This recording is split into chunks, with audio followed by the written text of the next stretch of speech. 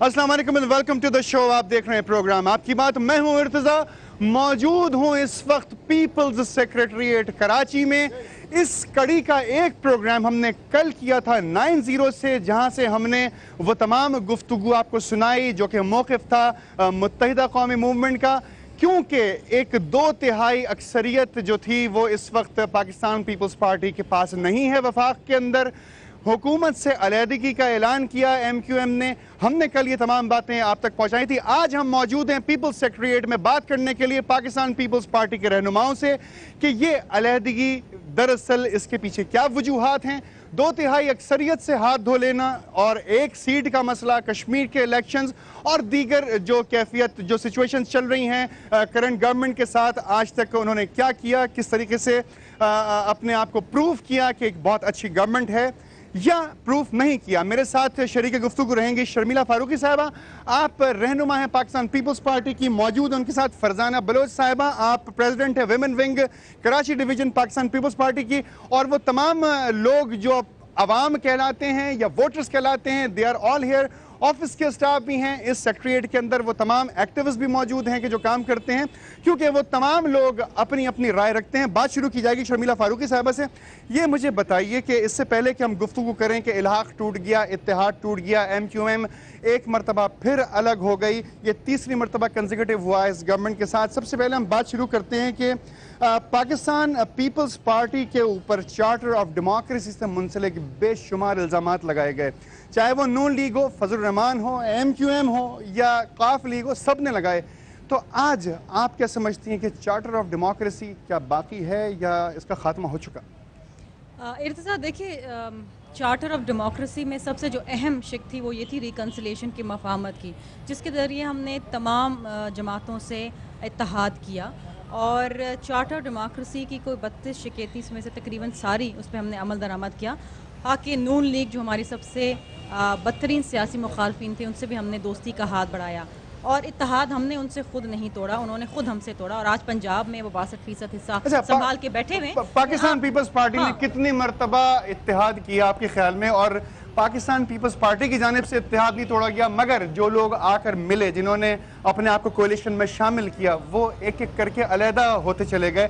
Reconciliation की बात जहाँ तक है तो पीपल्स पार्टी आई रिकन्सिलिएशन के नाम पे और तमाम जमातों से उसने इत्तेहाद किया, मगर एक एक करके सब दूर होते चले गए। क्या वजह है इस बात की? इत्तेहाद, देखिए, इत्तेहादी होने का मतलब ये नहीं है कि आप एक जमात में जम हो गए हैं। आपके अलग एजेंडाज हैं, अलग मंशूर है, उसके तहत आप चलते हैं, आप मुल्क के वसी तर मफाद में एक दूसरे के साथ इत्तेहाद करते हैं। लेकिन कुछ इश्यूज़ ऐसे होते हैं जिनकी वजह से आपस में इत्तेहादियों में तहफ़्फ़ुज़ात पैदा हो जाते हैं, शिकायत हो जाती है। माजी में हुए, ANP के साथ हुए, MQM के साथ हुए, दीगर जमातों के साथ हुए। ये जमहूरियत का एक जमहूरी अमल है और जब भी ये हुआ हमने बैठ के बातचीत के ज़रिए, डायलॉग के ज़रिए उनको हल किया। मुत्तहिदा कौमी मूवमेंट के ऊपर अगर मैं आऊँ तो मैं ये ज़रूर कहना चाहूँगी कि इस वक्त जो इशू हुआ है वो कश्मीर इलेक्शंस के ऊपर हुआ है और कराची की 2 सीट्स के ऊपर हुआ है। बल्कि एक मैं कहूँगी, देखिए, सीट एडजस्टमेंट इत्तेहादियों में होते हैं, माजी में भी हुई हैं। आप देखिए कि रज़ा हैदर भाई की जब शहादत हुई तो जब उस सीट पे इलेक्शन हुए तो हमने पीपल्स पार्टी की जानिब से कोई कैंडिडेट नहीं खड़ा किया उसके खिलाफ। तो ये भी एक सीट एडजस्टमेंट होती है। देखिए, मुल्क की सबसे मुल्क आपकी बात को मैं मजीद आगे बढ़ाऊंगा। करने का जो अल्फाज इस्तेमाल किया है वो मैं समझती हूँ कि थोड़ा सा ज्यादती है। मुल्क की इतनी बड़ी जमात जो है जिसके पास बेशुमार सीटें, क्या एक सीट बेइंतहा जरूरी थी?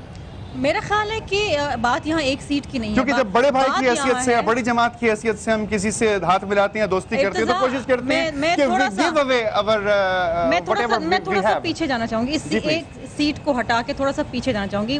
MQM को और दीगर हमारे सियासी इत्तेहादियों को हमने हमेशा अकोमोडेट किया है, चाहे उन्होंने हमारा NRO पे साथ ना दिया हो, RGST पे साथ ना दिया हो, इवन हैदराबाद डिवीजन को आप ले लें, पेट्रोल प्राइसेस के ऊपर अगर उन्होंने साथ ना दिया हो, बहुत सारी चीजें हैं, एक तवील मिर्जा साहब की तकरीर के बाद उन्होंने साथ ना दिया हो। There are lots of things। मैं कोई ऐसा इस वक्त कोई बात नहीं करूंगी जिससे जो हमारा एक मफाहमती अमल है उसको धचका पहुंचे, क्योंकि मैं पार्टी लीडरशिप की तरफ से भी यही इंस्ट्रक्शंस हैं कि हमने इस पे ज्यादा बात नहीं करनी।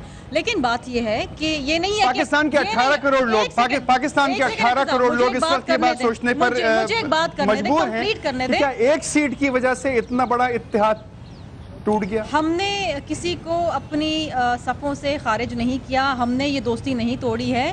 یہ ایک سیٹ کے اوپر اگر ابنڈن کر دینا ہونے والے ووٹنگ کو. دیکھیں میرا یہ ذاتی رائے ہے کہ اتنا ایکسٹریم سٹیپ لینا کہ استعفے دے دینا، اپوزیشن بینچوں پہ جا بیٹھنا، یہ تمام چیزیں میرا خیال ہے کہ اگر ان سے بھی یہ سوال پوچھا جائے کہ ایک سیٹ کے اوپر تو اس پہ بھی بات چیت ہو سکتی تھی. اور دیکھیے یہ الیکشن پوسٹ پون ہوئے ہیں، منسوخ خارج نہیں ہوئے ہیں. آپ کے ووٹرز اپنی جگہ موجود ہیں. 26 جون کو نہیں ہوا، 26 جولائی کو الیکشن ہو جائیں گے، اس کے بعد ہو جائیں گے، اس سے پہلے ہو جائیں گے. آپ کے ووٹرز ہیں، جس کو ووٹ دینا ہے وہ تو دے گا. لیکن یہ ووٹنگ تو نہیں ہوئی نا، کیونکہ یہ تو ملتوی ہو گیا بالکل. کسی کے ووٹرز کو چھین اور نہیں التوا سکتا. کی تو بہت ساری باتیں پہلے سے آئی تھی کہ اگر ایسا نہ ہوا تو ملتوی ہو جائے گا. میں فرزانہ صاحبہ سے پوچھنا چاہوں گا، آپ ویمن ونگ کی پریزیڈنٹ ہیں، ایکٹیوسٹ ہیں، آپ کو بھی ووٹنگز کا اندازہ ہوگا، پولنگ اسٹیشنز کیسے چلتے ہیں آپ کو اچھی طریقے سے اندازہ ہوگا. کیا واقعی میں کراچی کے حالات اتنے خراب تھے کہ ووٹنگ نہیں ہو سکتی تھی؟ جی دیکھیں، الیکشن کمشنر جو چاہے وہ بہتر طریقے سے دیکھ سکتے ہیں کہ کراچی کے حالات کیسے ہیں یا کیسے نہیں ہیں. انہوں نے اپنے دیکھا ہوگا کہ انہوں نے یہ سوچا ہوگا کہ کراچی کے حالات اس الیکشن کو برداشت کر سکتے ہیں نہیں کر سکتے. تو اسی دفعہ 144 لگا دی گئی کراچی کے اندر 2 دن پہلے. 144 نافذ کر دیا گیا، اب حالات کی وجہ سے ہی نافذ مگر یہ دفعہ 144 اس وقت کیوں نہیں لگائی گئی حکومت کی جانب سے کہ جب یہاں پہ لوگ جو تھے وہ بے شمار طریقے سے مر رہے تھے؟ آپ دیکھیں لا اینڈ آرڈر کا مسئلہ جس وقت پیش آتا ہے، جب واقعات بڑھ جاتے ہیں اور دیکھا جاتا ہے کہ شہر میں بہت زیادہ واقعات ہو رہے ہیں، بہت زیادہ ٹارگٹ کلنگز ہو رہی ہیں، تو اس وقت جو ہے محسوس کیا گیا ہے کہ 144 کا نفاذ کیا جائے، اور اسی وجہ سے نفاذ کیا گیا تاکہ لوگوں کو جو ہے تحفظ مل سکے. اب ہم یہ نہیں کہہ سکتے کہ اس بنا پر کیا گیا، یہ تو کہنا غلط ہے کہ وہ جو ہے الیکشن کی وجہ سے جو ہے الیکشن کو پوسٹ پون کروانے کے لیے ایسا نہیں ہوا. جی نہیں، الیکشن کو پوسٹ پون کرانے کے لیے ایسا نہیں. میں ایک چیز ایڈ کرنا چاہوں گی. 26 جون کو الیکشنز ہونے تھے کراچی میں بھی. آپ دیکھیں 24 جون کو جناح ہسپتال سے 20 کلو گرام کا بم ڈیفیوز کیا گیا. اگر وہ خدا نخواستہ ہو جاتا تو آپ کی 150 سے 200 کیجولٹیز ہو جاتی. تو کوئی بھی ایسا واقعہ جس سے دہشت گردی کا امکان ہو، تو یہ آئی جی سندھ کی رپورٹ تھی جس نے کہا کہ جی ممکن نہیں ہے یہاں پر اس وقت الیکشن کروانا، جس کے تحت الیکشن کمیشنر سے پوسٹ پون کیا. تو اس میں یہ کہنا کہ پیپلز پارٹی نے کوئی دباؤ کیا یا پیپلز پارٹی کی وجہ سے یہ ہو رہا ہے، یہ ذرا سا زیادتی ہے. ٹھیک ہے، میں یہاں پہ اور لوگوں سے بات کرنا چاہتا ہوں، جو لوگ یہاں پر موجود ہیں ان سے بات کرنا چاہتا ہوں کہ کیا حالات اس قدر خراب تھے کہ الیکشن جو ہے وہ پوسٹ پون کر دی جائے؟ دیکھیے، یہ تمام تر جو ڈیسیجن لیا گیا لا انفورسمنٹ ایجنسیز کی رپورٹس پر بیسڈ ہے.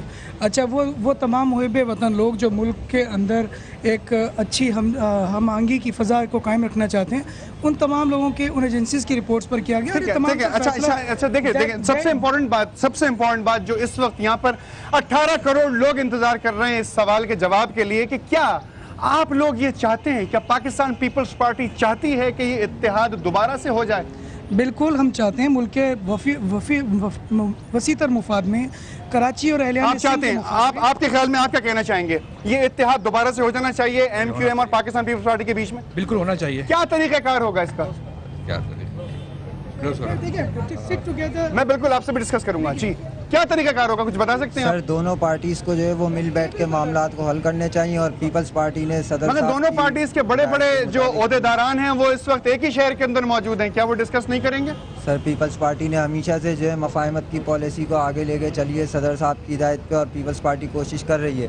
دوسری جانب سے جب آگے قدم بڑھے گا تو انشاءاللہ آپ دیکھیں گے اچھے نتائج. چیف منسٹر صاحب نے یہ کہا تھا کہ حالات کراچی کے بالکل صحیح ہیں، آپ کچھ بتانا چاہیں گے؟ قائم علی شاہ صاحب نے جو کہا تھا اس ٹائم پہ حالات بالکل، کیونکہ دیکھیں جگہ جگہ لوگ مر رہے ہیں، جگہ جگہ ٹارگٹ کلنگز چل رہی ہے. اس چیز کے لیے آئی جی سندھ نے بھی آرڈر کر دیا تھا کہ قائم علی شاہ صاحب تو کہہ رہے تھے حالات صحیح ہیں. Chief minister of the Sindh نہیں، میں نہیں کہہ سکتا کہ آپ نہیں کہہ سکتے. اگر چیف منسٹر کو بات کہہ رہے ہیں تو ان کی بات مانی چاہیے یا نہیں مانی چاہیے؟ میرے علم میں نہیں ہے انہوں نے کیا کہا. آپ کے علم میں نہیں ہے. اچھا، بات صرف اس وقت یہاں پر یہ ہے کہ جو 18 کروڑ لوگ ہیں پاکستان کے، اور پوری دنیا جو اس وقت پاکستان کو آبزرو کر رہی ہے، حکومت پاکستان کی جانب دیکھ رہی ہے، ان کے اتحادیوں کی جانب دیکھ رہی ہے، سوالات بے شمار ہیں. یہاں پر یہ بات بھی کی جائے گی فرینڈز آف پاکستان کا رول کیا ہے. مگر ایک چھوٹے سے وقفے کے بعد میرے ساتھ رہیے گا، کہیں مت جائیے گا. We are going on a small break.